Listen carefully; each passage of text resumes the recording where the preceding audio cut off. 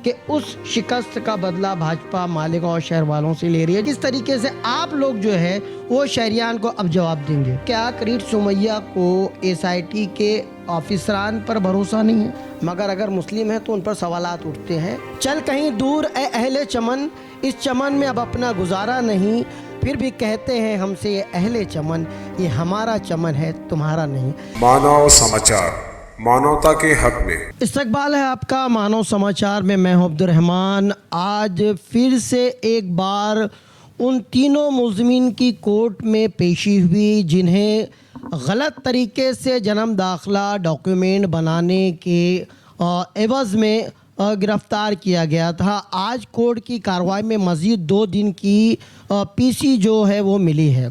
आज फिर किरीट सोमैया छावनी पुलिस स्टेशन हाजिर हुए। यहाँ पर हमें ऐसी मालूमात मिली है कि पुलिस द्वारा उनको बुलाया गया था।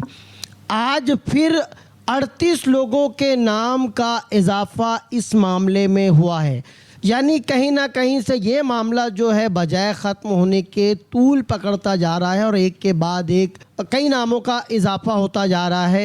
जाहिर सी बात है कि एक फ़िक्रमंदी की एक लकीर जो है वो आम शहरियान के माथे पर है, मगर फिर भी हम आपको कहेंगे कि इस रिपोर्ट का मकसद आपको डराना नहीं है बल्कि आपको जगाना है, आपकी ढारस बंधाना है और आपको ये बताना है कि मालेगांव शहरियान, मालेगांव शहर के ज़िम्मेदारान, मालेगांव शहर के वकला हर तरीके की माविनत मदद करने के लिए आपके साथ खड़े हैं।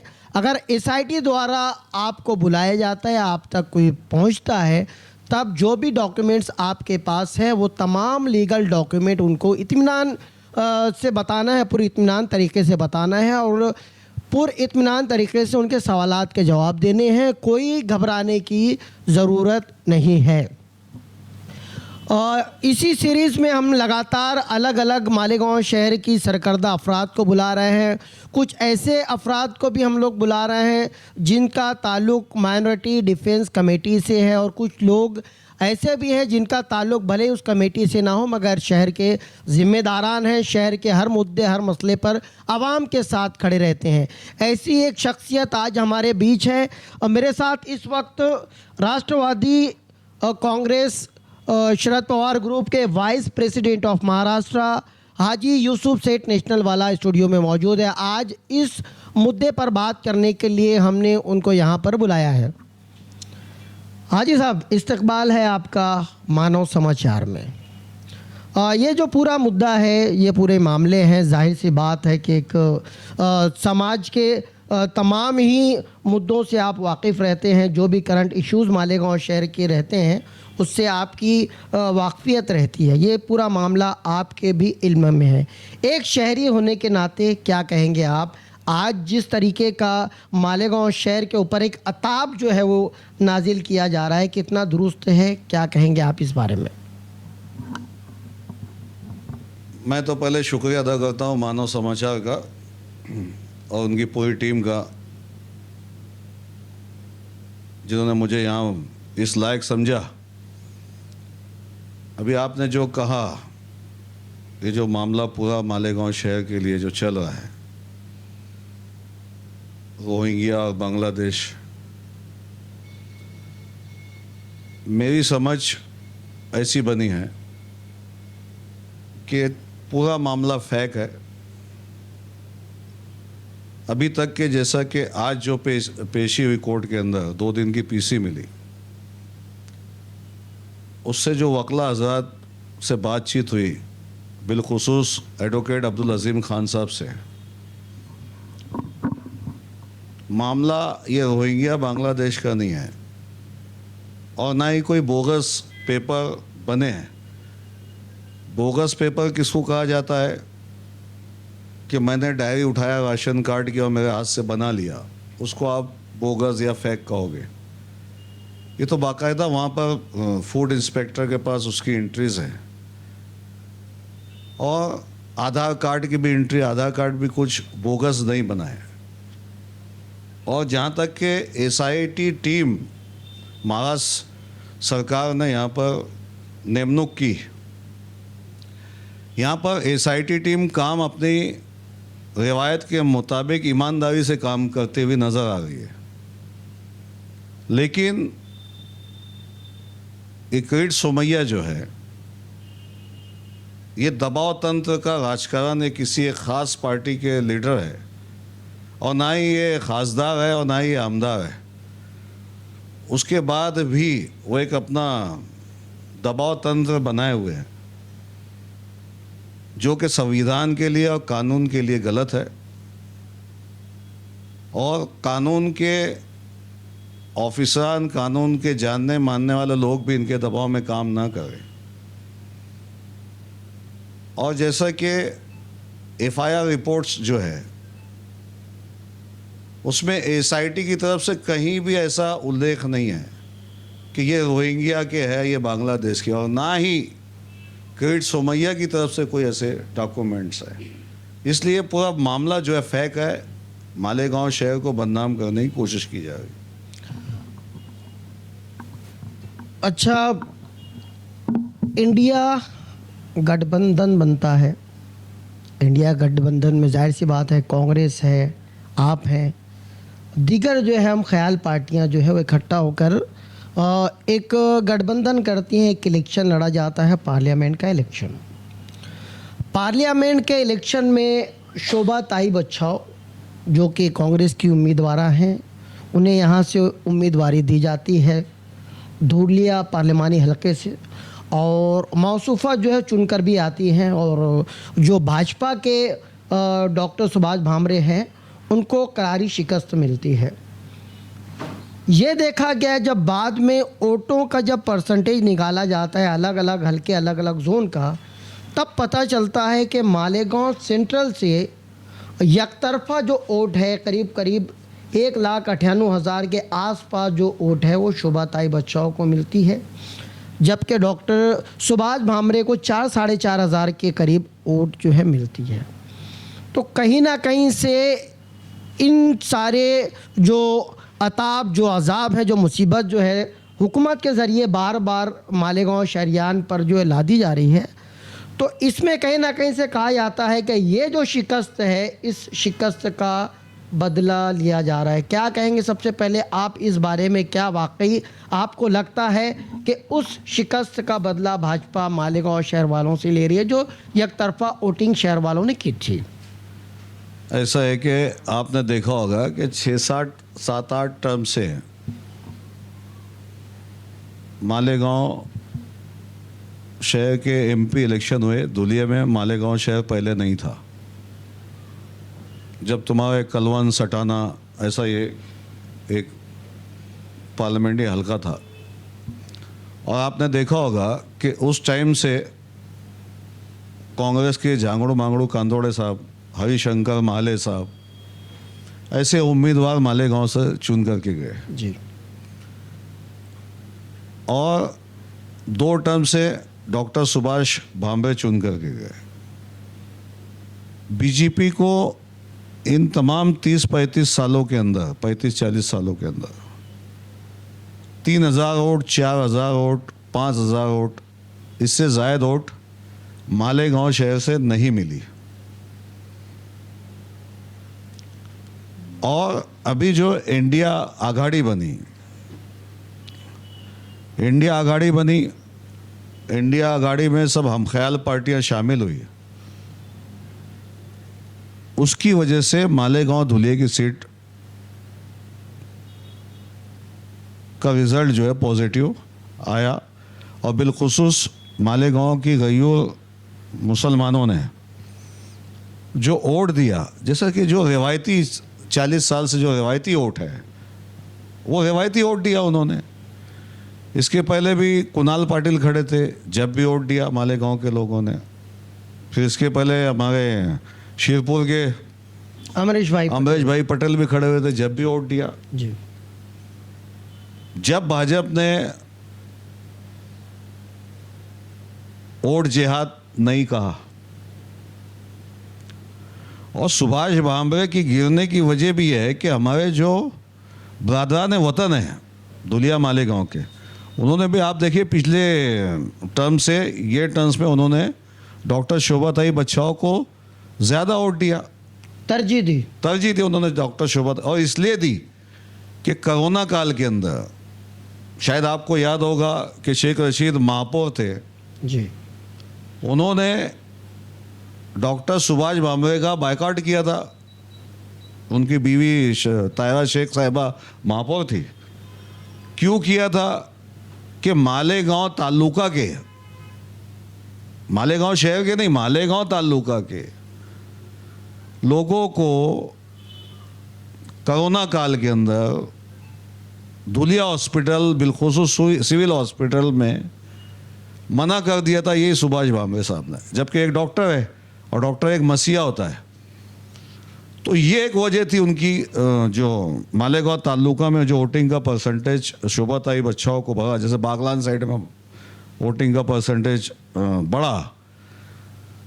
अब ओट जिहाद इसको बोलना, ये तो जैसे कि एडवोकेट खान साहब ने कहा कि ये तो पागलपन की निशानी है, तो हो सकता है वो पागलपन की निशानी हो सकती है, लेकिन मैं नहीं समझता कि ये ऐसा कुछ है। लेकिन मालेगांव एक इनकलाबी शहर रहा है और मालेगांव इनकलाबी शहर होने की वजह से मालेगांव को हमेशा से टारगेट किया जाता रहा और अभी भी किया जा रहा है। डॉक्टर सुभाष भामरे की मुखालफत तो खुद उनकी पार्टी के बहुत सारे लोगों ने भी उस वक्त की थी जब उनका टिकट फाइनल हुआ था। हमने देखा था कई जगह जगह बैनर भी जो है उनके खिलाफ लगाए गए थे। तो ये माहौल तो सिर्फ मालेगांव शहरियान ने बनाया था ऐसा नहीं है, उनको लेकर के खुद उनकी पार्टी के भी बहुत सारे लोग थे जिन्होंने विरोध किया था। पैरकैप उसको सिर्फ मालेगांव शहरियान तक थोप देना ये मुनासिब नहीं। अगर पूरा ओवरऑल वोट परसेंटेज देखेंगे तो कहीं ना कहीं से भाजपा का वोटिंग परसेंटेज जो है इस बार जो है वो घटा था। हाँ, ये अलग बात कि मालेगांव शहर का चेहरा जो है वो कुछ ज़्यादा ही उभर कर सामने आया। बहरकैफ अगर हम ये तस्लीम भी कर लें कि मालेगांव शहर ने एकतरफा वोटिंग की, मालेगांव शहर से एक नुमाइंदा जिसको ज़्यादा वोट जो है वो मालेगांव शहरियान देते हैं, धुलिया से वो नुमाइंदा चुनकर पूरे हलके से जाता है। उसके बाद लोगों को लगता है कि वो नुमाइंदा जो है वो कहीं ना कहीं से नुमाइंदगी करेगा या अपना जो हक़ है वो हक़ अदा करेगा जो लोगों की जिम्मेदारियां उनको दी गई। इतना पूरा मामला हो रहा है, जिस चीज़ से जोड़कर देखा जा रहा है, जो चीज़ वजह बनी वोट और जिस वोट का जिनको फ़ायदा हुआ वो उम्मीदवार कहीं ना कहीं से चुप्पी साधे हुए। आज भी हमको लग रहा था कि शायद आज जो इजलास चल रहे हैं पार्लियामेंट के, आज शायद शोभाताई बच्चाओं जो है वो एहतजाज करेंगी या अपने जो भी उनको दिया हुआ वक्त है वो वक्त में ज़िक्र तस्करा करेगी, मगर कहीं भी शोभाताई बच्चाओं के ज़बान से मुंह से जो इतनी बड़ी जो मालेगांव शहरियान पर आफत आई हुई इस ताल्लुक़ से एक लफ्ज़ भी उन्होंने नहीं कहा, ना किसी किस्म का कहीं कोई एहतजाज, ना उनका कोई बयान आ रहा है इस ताल्लुक़ से। आप चूँकि उस गठबंधन में आपकी अपनी भी पार्टी है, आप लोगों ने भी बढ़ चढ़ के शोभाताई बच्चाओं को वोट दिलाने में मालेगांव शहर में अहम रोल अदा किया है और आम जो शहरियान हैं वो शोभाताई बच्चाओं को नहीं पहचानते थे, मगर आप जैसे मोतबर और मोहतरम चेहरे को मालेगांव शहरियान पहचानती थी। क्या कहेंगे, किस तरीके से आप लोग जो है वो शहरियान को अब जवाब देंगे? ऐसा है कि member of parliament doctor Shobhatai बच्चाओ साहिबा धुलिया मालेगांव सीट से चुन करके गई और मैं जो समझता हूँ कि पूरे धुलिया मालेगांव से जो उनको वोटें मिली, मालेगांव से वन साइड वोट मिली, ये भी बात सच्चाई है और इसका एतराफ़ वो खुद कोई भी पार्टी मीटिंग में, पब्लिक मीटिंग में, उद्घाटन के अंदर ये उसका जिक्र मेंबर ऑफ पार्लियामेंट साहिबा करते रहती है और मालेगांव का एहसान मानते रहती है और मालेगांव के ताल्लुक़ से उनका जहन बिल्कुल साफ़ है। हमने 40 साल के टर्म में किसी भी मेंबर ऑफ पार्लियामेंट को मालेगांव में नहीं देखा, ना काम करते हुए देखा, ना मालेगांव की आम जनता से मिलते हुए देखा। ये पहला इत्तेफाक समझो या मालेगांव की तकदीर अच्छी कि एक अच्छा पार्लियामेंट ऑफ मेंबर हमने उनको चुन करके दिया और वो मालेगांव शहर में मौत, मैयत, शादी और हर काम में, चाहे वो कॉरपोरेशन का काम हो, चाहे वो प्राण का काम हो, चाहे कलेक्टर का काम हो, चाहे पुलिस डिपार्टमेंट का काम हो, और हर उस काम को अंजाम देने की कोशिश कर रही है।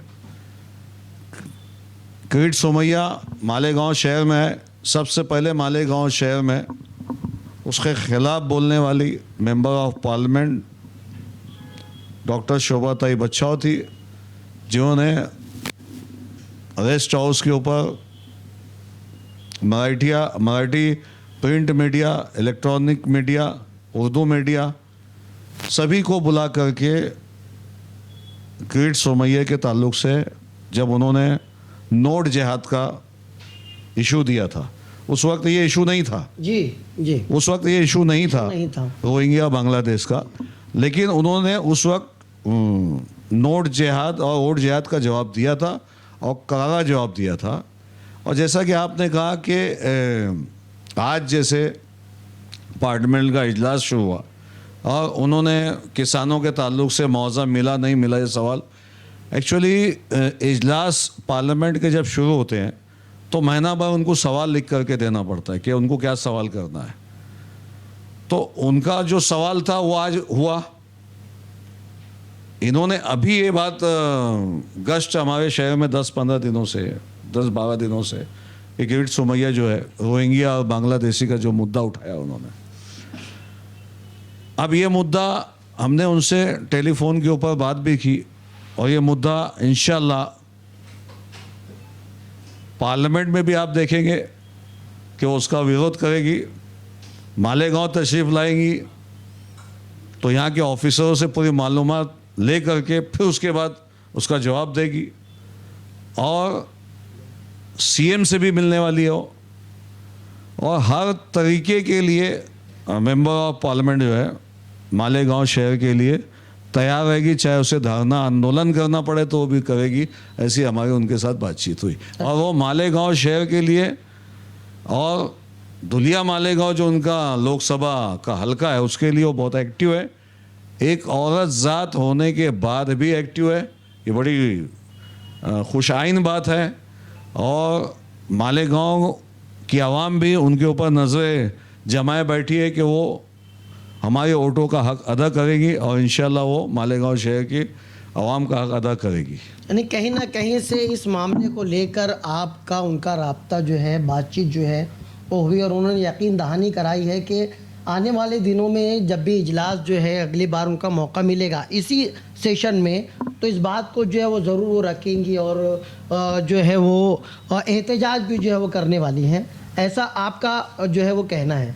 आपने कहा कि यूट्यूब चैनलों पर उन्होंने बहुत सारा बयान दिया। यूट्यूब चैनलों पर बयान देना एक अलग चीज़ हो जाती है, मगर एक जो जहाँ पर कानून बनते हैं, जहाँ पर जो है बाकायदा बाज़ाब्ता आपकी बातों को लिखा जाता है, वहाँ पर बोलना, वहाँ पर अपनी बातें रखना, ये अलग चीज़ होती है। चलिए, हमें लगता है कि यकीनन आपकी जो उम्मीद जो उन्होंने आपसे आपको बंधाई है उस उम्मीद पे और शरियान की उम्मीद पे जो खरा उतरेंगे।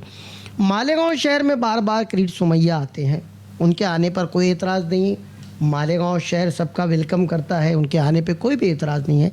एसआईटी की जो है वो यहाँ पर तश्कील दे दी गई है।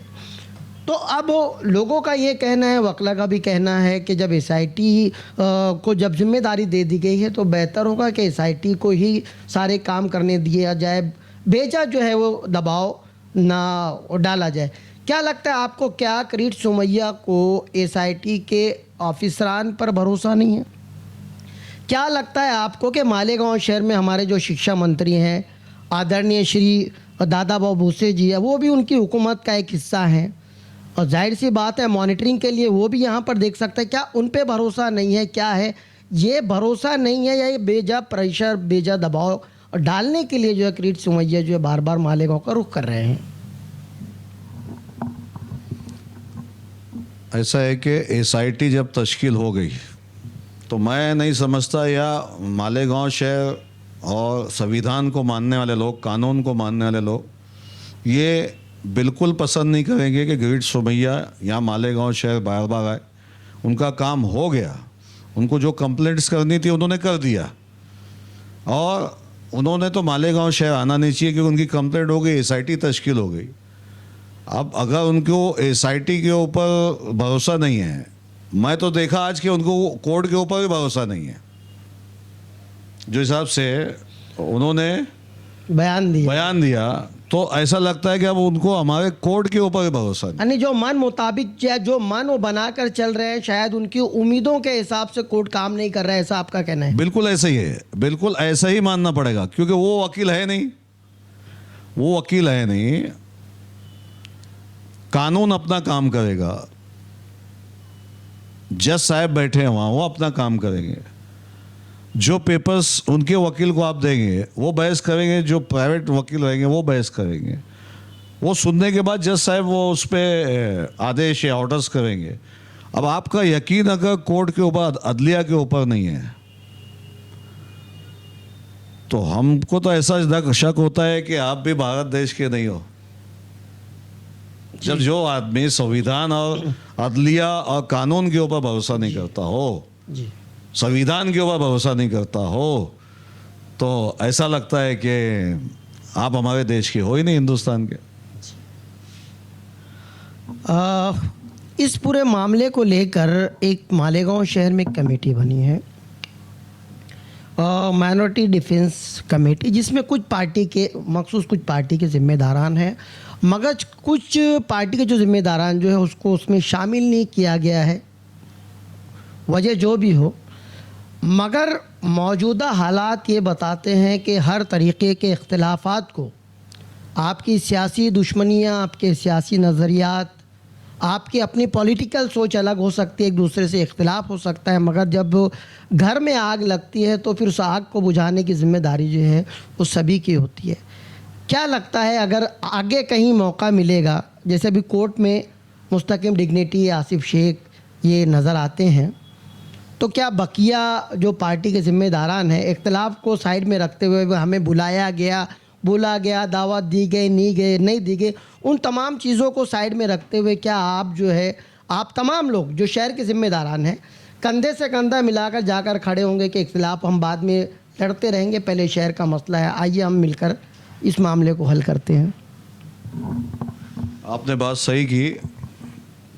एक्चुअली होना ये चाहिए था कि ये मसला जो है मालेगांव, पूरे मालेगांव शहर का था और पूरे तालुके का ये सवाल है। अब देश के अंदर, हमारे भारत देश के अंदर कमोबेश 135-140 करोड़ अवाम है। अब तकरीबन 140 करोड़ अवाम के अंदर, जैसा कि ये जो मैटर हुआ साजिदा क्या और ये अपना सैयद साजिद, तो आप देखेंगे इसके अंदर एक मिस्टेक बोलो, नाम के मिस्टेक बोलो। जैसे हमारे यहाँ पर राशन कार्ड के अंदर लड़की की शादी नहीं होती तो वालिद साहब का नाम रहा करता है ना, और बाद में जब शादी हो जाती है तो आधार कार्ड पे नाम शौहर का आ जाता है।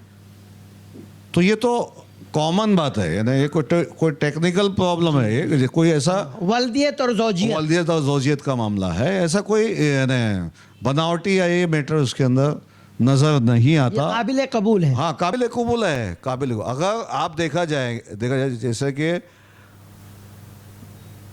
ST NT शेड्यूल ट्राइब, जो लोग खाना बदोश लोग हैं हमारे देश के अंदर, भारत देश के अंदर, जो ये गांव से वो गांव, वो गांव से वो गांव, ये जंगल से वो जंगल, जो अपने रोजी रोटी के लिए इधर से उधर भटकते रहते हैं, अब उनके पास पेपर्स मिलेगा क्या? जी, ये मेरा सवाल किरीट सोमैया जी से है। जी, तो क्या ये लोग भी रोहिंग्या के हैं? क्या ये लोग भी बांग्लादेश के हैं? मैं मानता हूं कि अगर 140 करोड़ भारत देशवासियों के पेपर चेक किए जाएंगे तो मैं समझता हूं कि 80 करोड़ जनता के पास यही मिस्टेक मिलेगी। 80 करोड़ के पास जो ये टेक्निकल जो ज़ौजियत और वल्दियत का जो मामला है, चाहे वो हमारे बरादरान वतन हो, चाहे वो मुस्लिम्स हो, चाहे वो दलित हो, चाहे वो सिख्स हो, सबों में ये मिस्टेक मिलेगी। तो क्या सभी रोहिंग्या और बांग्लादेश के रहेंगे? क्या सभी को भेजेंगे आप? नहीं तो दीगर कौमों को जो है एक्स्ट्रा फैसिलिटीज है मुसलमानों को छोड़कर, बाकी क्या करो किसी भी एक्चुअली आसपास के- जी। कानून सबके लिए है। संविधान बाबा साहेब अम्बेडकर ने जो बनाया है वो संविधान सभी जाति धर्म के लिए एक जैसा है।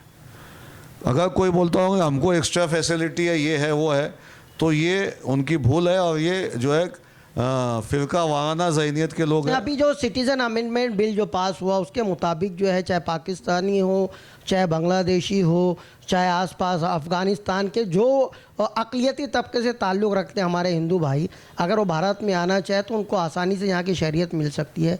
मगर अगर मुस्लिम है तो उन पर सवालात उठते हैं। मैं इस पे आपसे बात कर रहा था। बिल्कुल ऐसा ही है जैसा आपने कहा। इन्हें फ़िरका वाराना ज़हनियत जो मैंने आपसे कहा, जी फ़िरका वाराना ज़हनियत का फुक़दान है मुस्लिम कम्युनिटी के लिए। हमारा देश जब आज़ाद हुआ था, आप देखो उस कानून को उस वक्त के और आज के जो तरमीमी बिल्स ये सरकार ला रही है, पहले ये सब नहीं था। हमारी बहन बेटियां छोड़ करके हमारे बरादरान वतन जाते थे।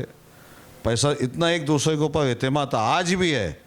आज भी वो गंगा जमनी तहजीब जो है ख़त्म नहीं हुई। जी ये चंद लोग हैं जी जो इस तरीके की ज़हनियत बनाए हुए हैं। और जैसा कि रोहिंग्या बांग्लादेश, अब जैसे वहाँ से लोग कैसे के यहाँ तक आएंगे? होम मिनिस्टर किरीट सोमैया की पार्टी का, यूपी छत्तीसगढ़ से आना है सीएम उनकी पार्टी के, पीएम साहब हमारे जो देश के हैं वो उनकी पार्टी के। तो क्या ये कैसे मुमकिन है? कहीं ऐसा तो नहीं कि आप ही अपना वोट का बजट बढ़ाने के लिए काम कर रहे हो? अच्छा, लोगों का बोलना है, लोगों का मानना ऐसा है। 140 करोड़ आवाम ये सोच रही है, इस पे मजबूर हो गई है। कैसे आ सकते हैं आप बताइए ना, कैसे आ सकते हैं? जी कैसे आ सकते हैं? मुमकिन नहीं है बॉर्डर से पास होकर के कहीं पर भी आना जाना। तो ये एक पूरा मामला फैक्ट जैसा दिखता है। मालेगांव शहर को, या अभी देखो उन्होंने सिल्लोड़ में भी ये मामला उठाया है जी, किरीट सोमैया ने। मालेगांव ही नहीं, हर वो इलाका जैसे जहाँ पर जैसे यहाँ शोभाताई बच्चाओं को अगर मालेगांव के लोगों ने वोट दिया है जी। तो मालेगांव को टारगेट किया जा रहा है, ऐसा नहीं। अभी सिल्लोड़ को भी टारगेट कर रहे हो। वहाँ क्या है? वहाँ तो उन्हीं की पार्टी के लोग हैं अच्छा जो आज सरकार में जी है। जी जी अब्दुल सत्तार साहब। जी तो ये एक जहन है फिरका वाराना, और इसको कहीं ना कहीं ख़त्म होना चाहिए। और डिपार्टमेंट के भी समझ में आ गया, पुलिस डिपार्टमेंट हो। अब जैसे ये जो मामला है जन्म दाखिले का, जो मामला चल रहा है शहर के अंदर, ये पहले कोर्ट के अधीन आता था। अधीन आता था। इन्होंने एक ऑर्डिनेंस पास करके इसको तहसीलदार के सुपुर्द कर दिया, बराबर है। जी अब तहसीलदार के सुपुर्द करने के बाद इन्वेस्टिगेशन तो हुआ होगा, इन्वेस्टिगेशन तो हो गया ना। जी। तो ये बोगस कैसे आप कहेंगे? जी, स्क्रूटनी हुई, बाकायदा कागजात की सब स्क्रूटनी हुई, सब ऑल इज वेरिफिकेशन Verification, चीजें देखी गई, उसके बाद ही बाय जो है- रूल जी, बाय एक्ट। जी तो हम इसको बोगस कैसे करार देंगे? जी और अगर फिर बोगस करार देना है, जैसे आज ये 3 लोगों को सलाखों के पीछे डाला गया, 38 नाम और वो 38 नाम है, तो क्या ये जिन पेपर जो बनाया, जिन्होंने, जो अधिकारी ने बनाया, कि वो भी इनके साथ जेलों में रहेंगे? ये एक सवाल जी मालेगांव शहर की आवाम के सामने खड़ा हो गया। जी तो मालेगांव की आवाम जो है इसको बड़े संयम से, बड़े सब्र से ले रही है। और जैसा आपने कहा कि मालेगांव माइनॉरिटी डिफेंस बना, इसमें सभी लोगों ने आना चाहिए था अपना इख्तिलाफ बालाए ताकत करके।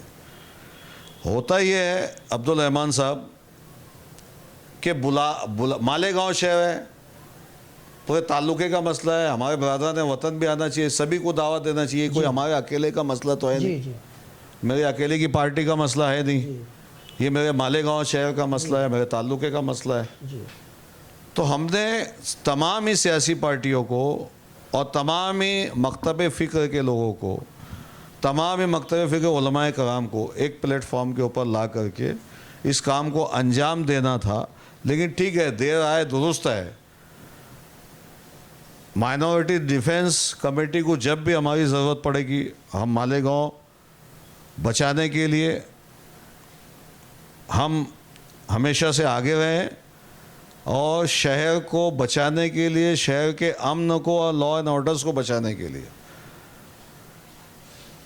हम इस कमेटी का भी साथ देंगे और चाहेंगे कि जो गलतियां कमेटी से हुई है उसको दुरुस्त करें और तमाम मकतब फ़िक्र लोगों को जोड़ करके एक बड़ा प्लेटफॉर्म बनाया जाए ताकि इस मसले का हल बखूबी अंजाम दिया जाए और अमन के साथ इसको बहाल किया जाए। जी, हाजी यूसुफ सेठ नेशनल वाला साहब से हमने काफ़ी लंबी गुफ्तगू की। जनाब वाला का कहना यह है कि मालेगांव शहर के लिए दूसरे ज़िम्मेदारान की तरह, दूसरे ज़िम्मेदार शहरियान की तरह वो भी कंधे से कंधा मिलाकर शहरियान के साथ खड़े हैं। अगर बात आती है माइनॉरिटी डिफेंस कमेटी के ज़िम्मेदारान से मिलने की, तो उस पर भी उन्होंने कोई एतराज़ नहीं जताया है। उनका साफ कहना है मालेगांव शहर अपना है, शहरियान अपने हैं, और जब शहरियान पर बन आती है तो सारे इख्तिलाफ़ात जो हैं उसको दूर करके, उसको भूल करके जो है सबसे पहले उस मसले को हल किया जाता है। आपसे एक बात और बता दूं कि मालेगांव शहर की जो गंगा जमुनी तहज़ीब है वो तहज़ीब आज भी बरकरार है। इसलिए आप ये ना समझें कि मालेगांव शहर के जो मुस्लिम तबका है उसको इसी तरीके से बेयारो मददगार छोड़ दिया गया है, ऐसा नहीं है। आज भी जिस तरीके से हमारे बिरादरान वतन आपके साथ थे, आज भी हैं। जनाब वाला का कहना है कि कुछ लोगों को छोड़कर आज भी हमारी जो तहज़ीब जो है वो आज भी वैसी ज़िंदा है। आज भी हम उसी तरीके से ईदगाह पर जाएंगे तो वज़ू का पानी गैर मुस्लिम घरों से लश्कर वाली ईदगाह के लिए हमारे भाई देंगे, पीने का पानी देंगे।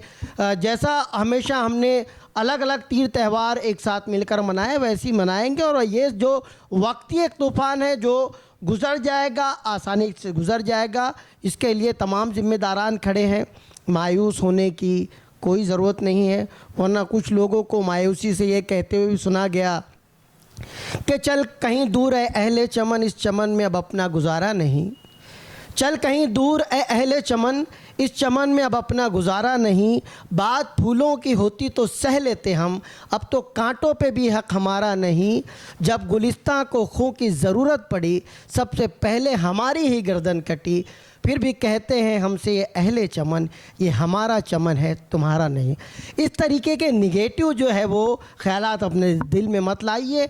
पूरा शहर आपके साथ खड़ा है। मिलते हैं अगली बार किसी नई शख्सियत के साथ। देखते रहिए मानव समाचार, सबसे पहले सबसे तेज़, हमेशा सच के साथ।